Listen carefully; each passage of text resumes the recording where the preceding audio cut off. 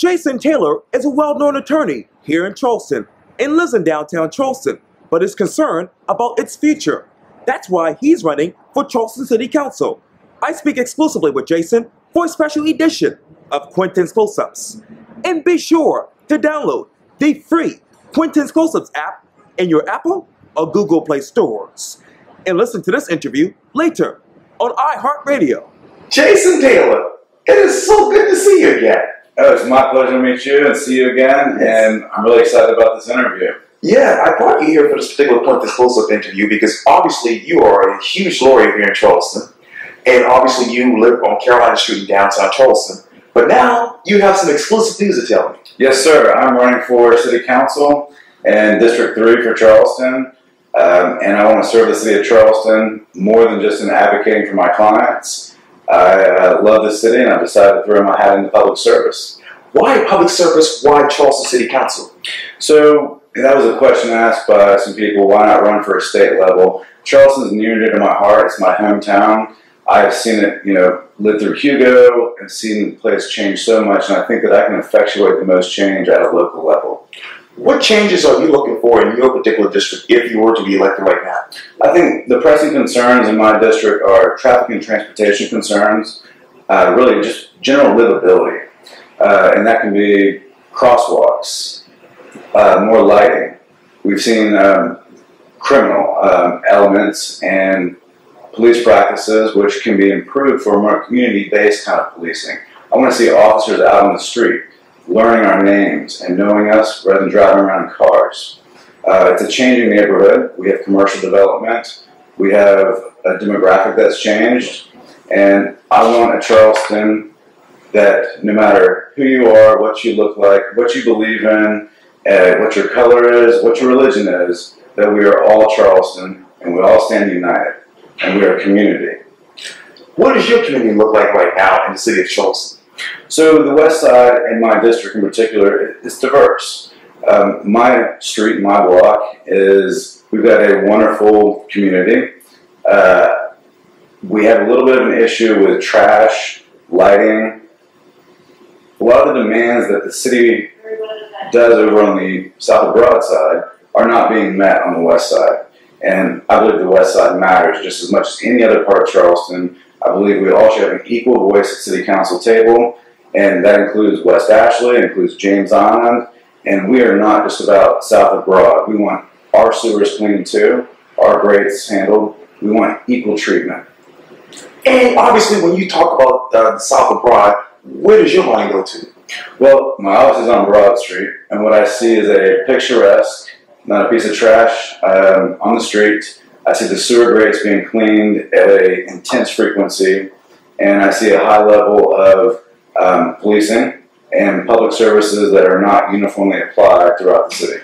And when we spoke on Friday, you basically said, hey, a failure of the government is to basically respond to city issues.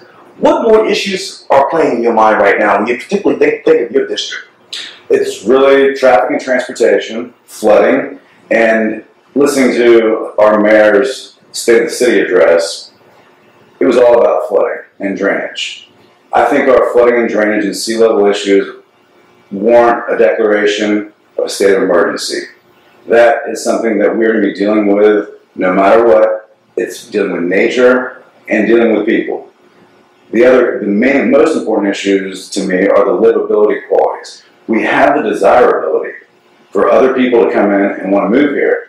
But how do we preserve the livability for those of us who have been here and changing areas to get the same kind of services, crosswalks,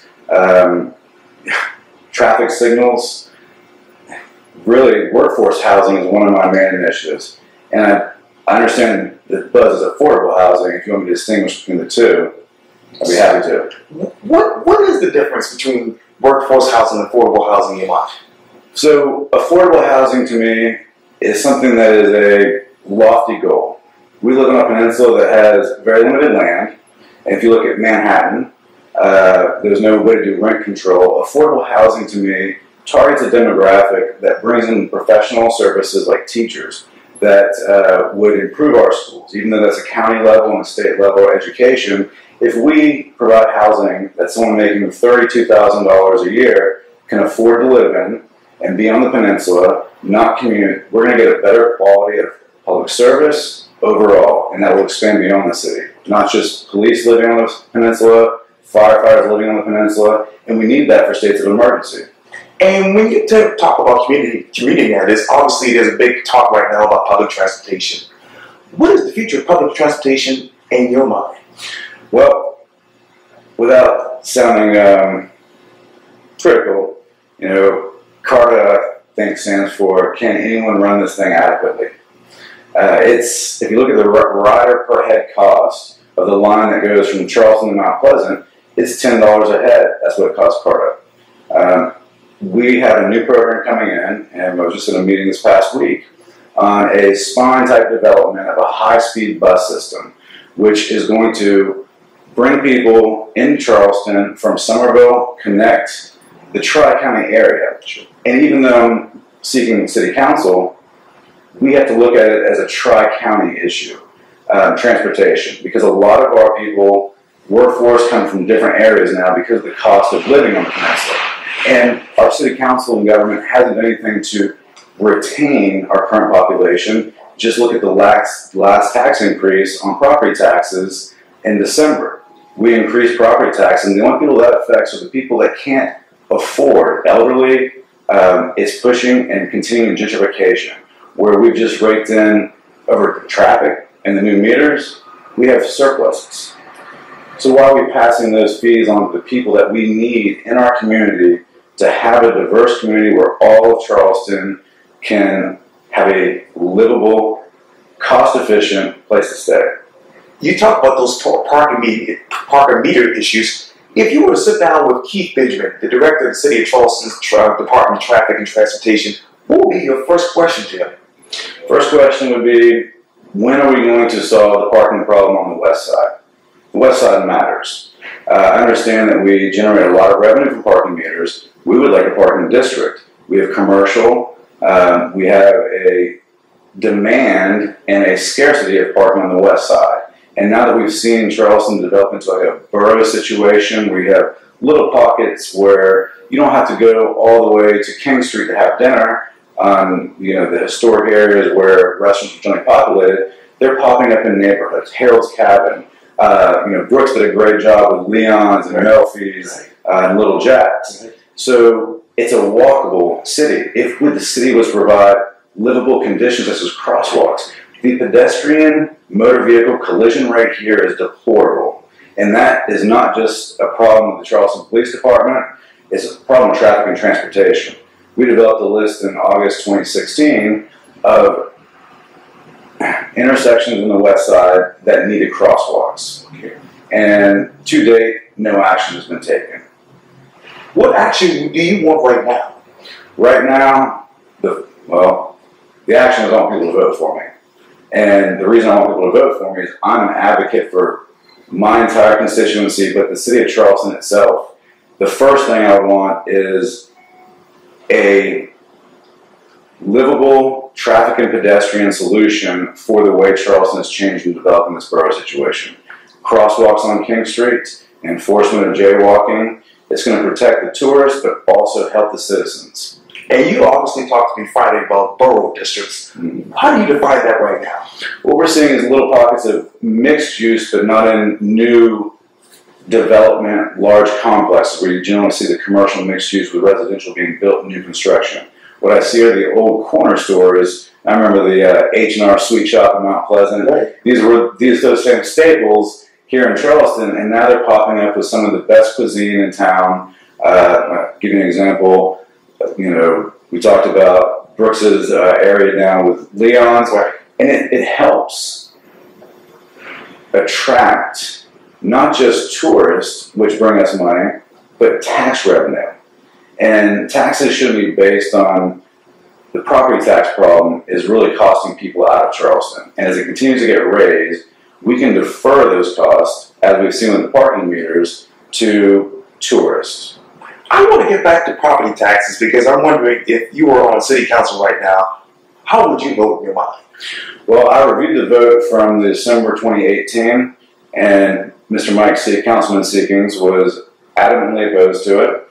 I don't think I would have voted at that point to raise property taxes when we were facing a shortage of workforce and affordable housing, and we have individuals who have lived in homes on the west side their entire life, and they're not getting just cost out by the service industry. You know, a $10 drink on the west side, that's almost what we're paying in the historic district.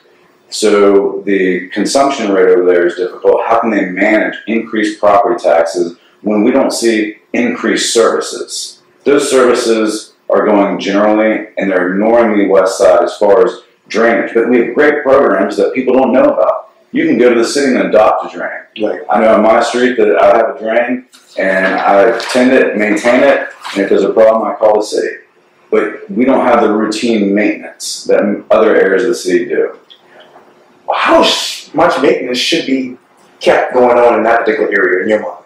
Well, we're operating at a bare minimum. So my goal is to improve it and more services. I really want to see a community-based police system to where we have officers on the street interacting with individuals, knowing the community they're in, not driving around in cruisers and segregating themselves from the population.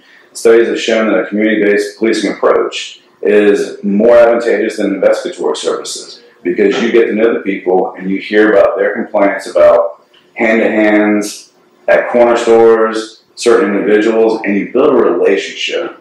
And I know this week we have the racial bias study coming out, which I'm eager to hear what the results are of that. Because one of my concerns about the way we handle policing in this city is a lack of transparency. I think it was, you had asked me last time, how do we fix that? Police can't police themselves. So if there's a claim of brutality, if there's a claim of abuse of process, if there's a claim of a breach of professional standards, we need to treat that like we treat highway fatalities, with an interdisciplinary committee to review. In Charleston, if we implemented a program like that, we would be on the cutting edge of policing oversight and transparency. Let me ask you this, and it's a basic question. I know you basically alluded to it just a tad bit earlier, but what is the current relationship between the community and the Charleston Police Department? Well, if you look at our budget, our #1 expenditure is public safety. The west side is an area that is mixed, and you can see we have towards the Lockwood area, right by the police station, one of the higher crime rates. And that is next to the police station. And if we can't put boots on the ground and get to know the community, none of that's going to change. And I think that's just one change that would be really easy to implement, is to put bicycles going around neighborhoods and a community presence on a daily basis.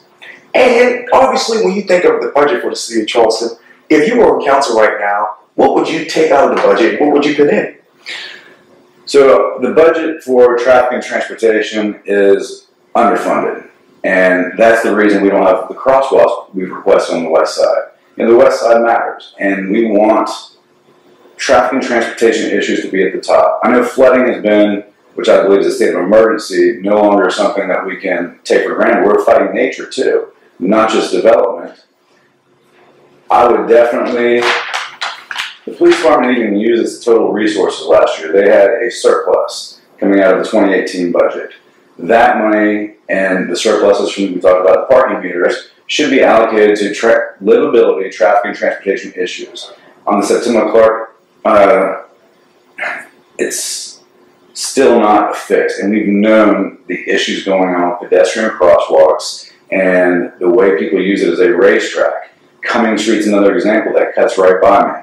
And we've begged the city of Charleston Police Department to put out traffic monitoring devices to police Cumming Street not being a dragway.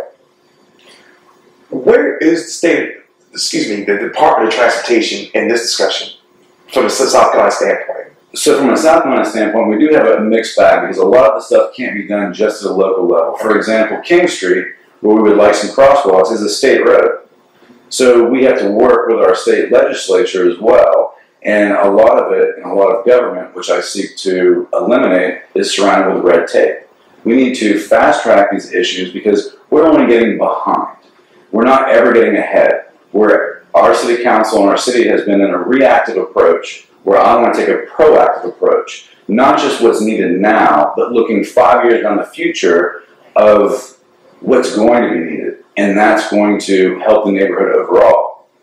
Now, have you been able to talk in this prior time to Representative Wendell Gilliard or State Senator Martin Quintin? So I do know Senator Quintin. I've talked with Senator Malloy just at the bar convention, and I've asked some important issues. Okay. And I'm seeking advice from all of those around, even Councilman Lewis. As soon as I moved into the West Side, I worked closely with Councilman Lewis when it comes to street light out. He's been there and available. But then there's been that same reactive approach instead of a proactive approach. And when I got into this race, it was my impression that Councilman Lewis was retiring. He's done a great service since 1995 to the city of Charleston, but he doesn't have the progressive views and ideas for what Charleston has become. What are those views right now?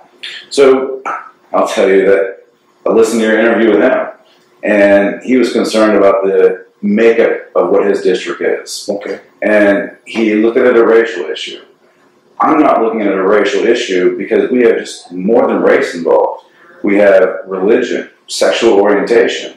So when you say individuals have been historically discriminated against or segregated or denied access to services, we have those same types of individuals now, gay, lesbian, that are still working at the same disadvantage. And older minds don't understand how they, in different lifestyles, different individuals, need that same kind of help to overcome segregation and discrimination. And obviously you talked earlier about moving from Mount Pleasant to Charleston. How did that come about in your mind? Well, so I grew up in Mount Pleasant. My mom's high school is my middle school. My family's from there. We had actually horses on Rifle Range Road. So I've seen the area boom. I went to the College of Charleston, and I knew at that point I always wanted to be on the peninsula. The peninsula, growing up in sleepy town Mount Pleasant at that time, which was little boxes and urban sprawl is what it's become, I wanted walkability.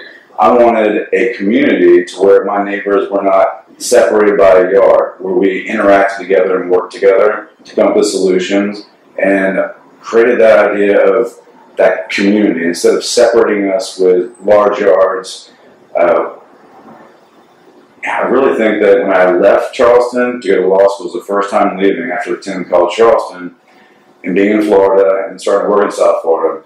The one thing that kept going through my mind is that I want to be back in Charleston. It is one of the most beautiful cities, architecturally, historically, and we have some tragic past, but we have overcome so much, but there's so much work to be done still today. How much work do you need to be working on in that particular district that you want to represent? Well, I think one of the biggest concerns about the longest residing constituency is the issue of gentrification and the issue of affordable workplace housing. And when I say workforce housing, the voucher system is going to be instrumental.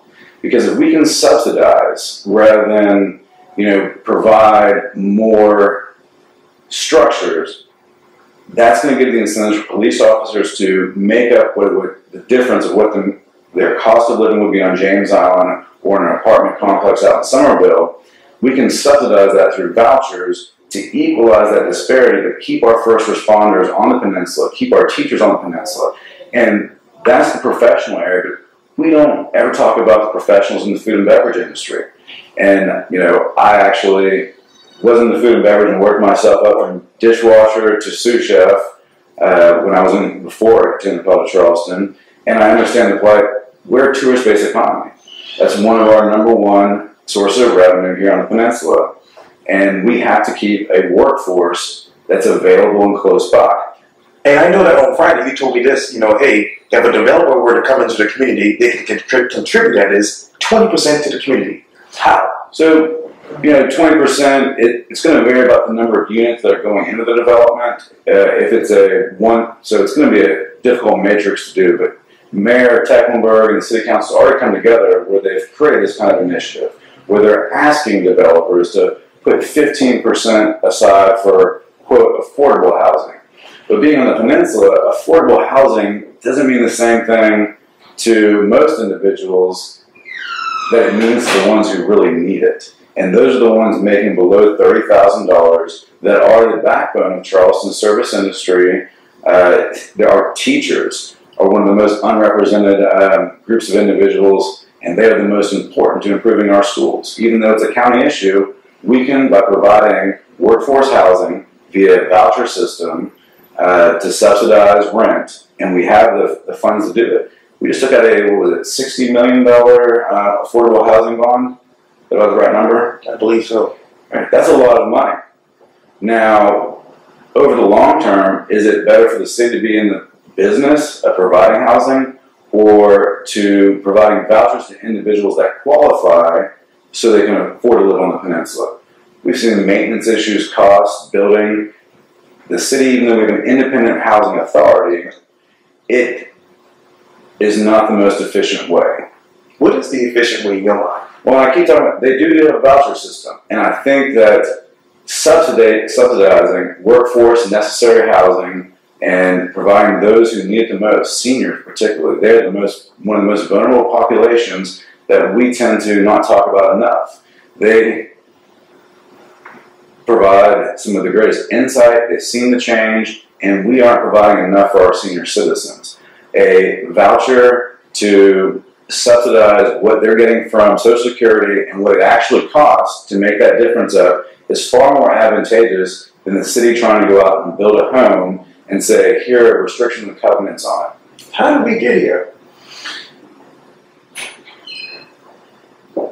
I think it's the desirability. We have not looked forward. We have only been reactive, and we knew the desirability of Charleston coming into this, and we should have been at the forefront of these issues and seeing what's going to happen.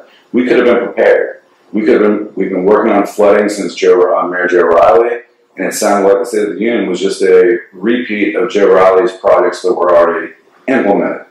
And we need to take new initiatives, rooftop gardens, barrel collection for rainwater.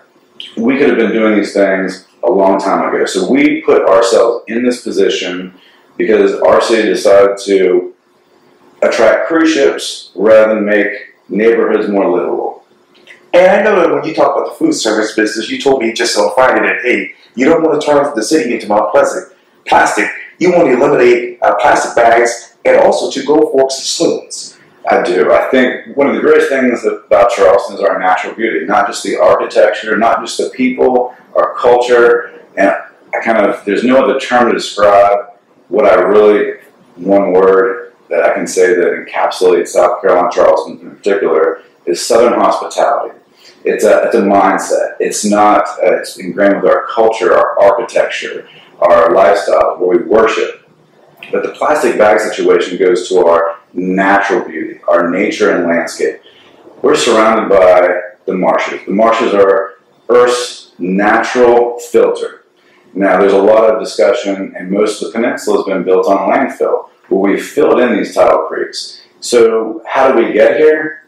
We got to where we are today, and it started long, long ago, back in the 1800s, when we started filling in marshlands to create more space for living.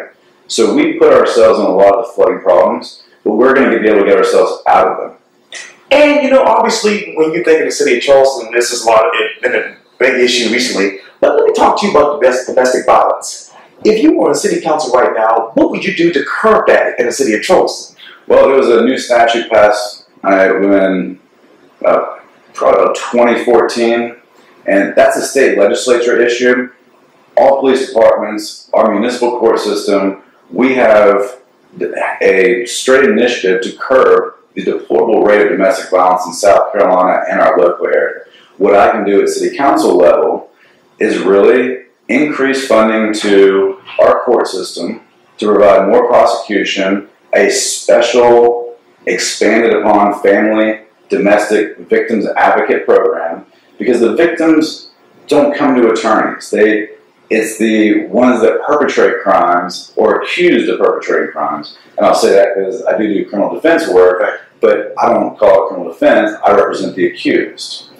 So I think from the domestic violence side, we need outreach, education, and most of the domestic violence, we've seen a correlation between substance abuse And also, the number one issue that drives apart families that then can lead to domestic violence are financial issues. And every time we increase property taxes, every time there's a revitalization, everyone's financial burden goes up, and that stress leads to conditions that have created the circumstances and the high rate of domestic violence here. So how do I fix that? Is I would increase the family victims unit, the victims advocate office, and provide victims an advocate who's available, responsive, and timely.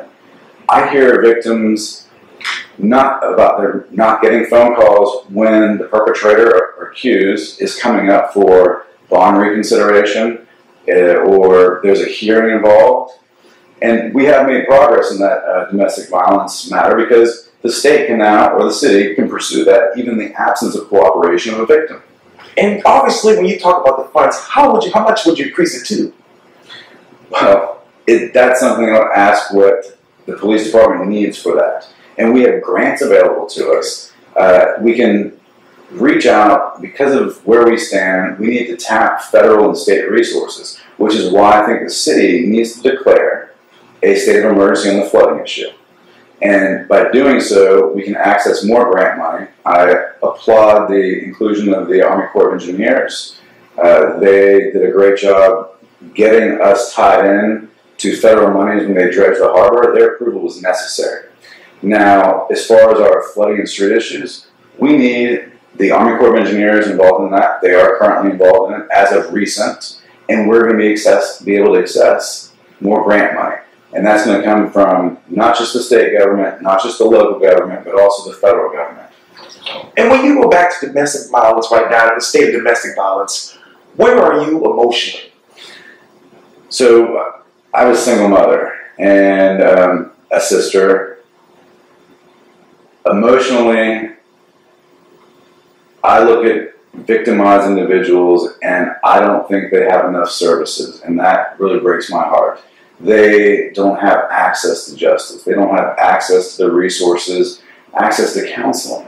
These are simple things that we can do.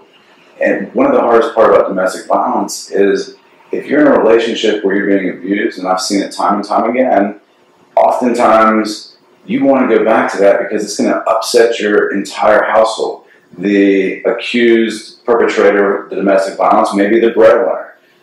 You may have children involved. So we need to increase access for these victims to resources to allow them to get therapy and have advocates behind them, to let them know there's a system that you don't have to put up with this. Is the system broken?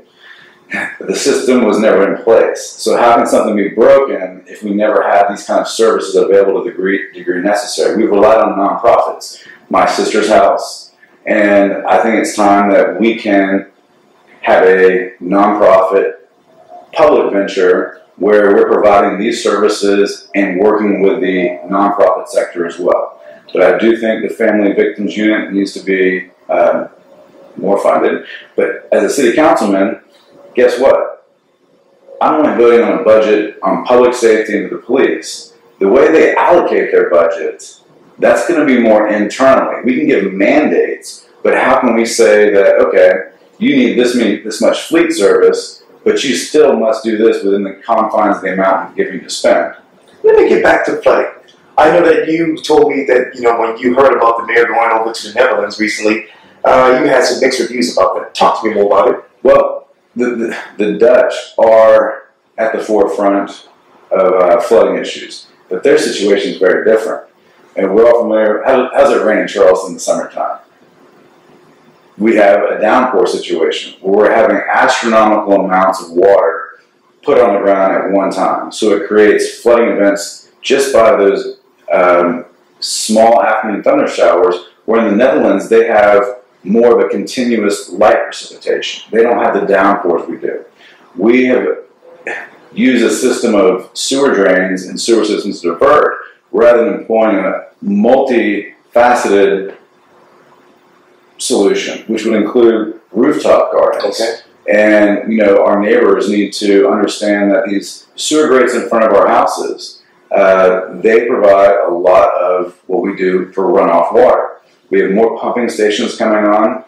You know, Septima Clark Parkway has been a problem in the flooding area since back in Joe Riley. We've had a beautification project, and we're short to be able to complete the last phase of that. It's financially phase 5, and short by a lot of money. So we have projects in place, but we cannot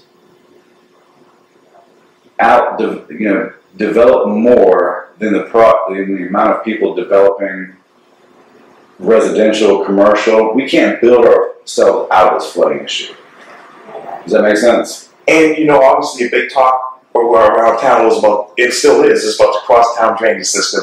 And I know many people on city council didn't understand the language with the contractors for that particular system and that project. If you were on there, what would you want to read from that language? Well, you know, I would read it, but the first thing I would do, and I'm never a specialist in anything, you know, one thing about being an attorney and a professor is you're always learning. So the first thing I would have done is whoever authored that report, I would have wanted to walk through the system with the engineers, put my boots on the ground, and have them walk me through it. And that's what learning is all about, is you can't get a report if you don't understand it and not ask questions. And I'm not going to be afraid to ask questions. If I don't understand something, I'm going to ask somebody who does. And then I'm going to ask for their help to tell me and explain what this means. And that's what I do as an attorney a lot of times, is I take medical experts, engineering experts, and I have to inform a jury what these complicated matters mean to help them understand. And obviously, when you go back to the district that you want to represent, how many people are living in that district right now? Well, the growth, when was the last time we had a census? It was 2016, right? The last census. And I think it's developed and added on to that. I will tell you what I am most concerned about is that there was only 2,000, a little over 2,000 votes cast in the last election for District 3. That's 2,000 individuals, and our district is much larger than that. So how are we going to engage the community, not just in the civic process, but in overall participation in helping with the flooding issues, small things they can do? It's community engagement. And community engagement in politics, community engagement in preservation, community engagement in flooding, and also community engagement with seeing cars that have out-of-state license plates. If you see something, say something. And a lot of the problem with the parking issue, we see cars that don't move, a lot of cars that have out-of-state plates that sit for a while. We need to incentivize this parking issue in the west side, particularly and generally the peninsula, to where employers are actually saying, we will pay you more if you pledge not to drive. I forgot to ask you this. Okay. You're staying on the west side, so let's stay on the west side. Mm-hmm. Airbnbs. Where are you in this discussion? So I myself own a duplex. I have a long-term rental property. I've never done less than a year lease. This is something that the community, and I think it's going to be this week at the Charleston Museum. We're going to have a meeting to discuss how the new regulations have been implemented, their success, and it's a market versus a livability issue, because there's the concern about the preservation of what I want that community to be, to where we know our neighbors. If we allow an entire almost new hotel district in the west side, we're not going to have that community that is out. We're going to have a transient population. But if you meet the requirements, and I really do think to be able to rent out Airbnb in your own house, the owner occupancy is important, because that helps preserve the community aspect of it. Now, if you have a secondary, mother-in-law suite, and you meet the fire codes, and you apply, and you pay the taxes, then you have followed all the rules and regulations necessary. But I do believe the owner occupancy requirement of a certain percentage of the year is necessary to preserve our sense of community on the west side and in other areas. There's areas that are more suitable for it, like we saw in the original Cannon Street area, Spring Street. But that was one of the first overlays that permitted it. But imagine if the west side became nothing but, now that King Street's developing up there, but Airbnbs, where my neighbors would disappear. because the profitability of running a hotel, as we can see by the number of bedrooms we have in hotels here, it's high. But it's detracting from our community and the connectivity that we need to solve Charleston's problems. But it can also be managed in a way that is effective, and I believe that residency requirement is the main thing. Jason Taylor, thank you so much for your time. I really, really appreciate this. Oh, I really appreciate it too, and it's been a pleasure. I'm sure I'll see you around the cycle many more times. Yes, and thank you for your time. Oh, thank you. You're welcome.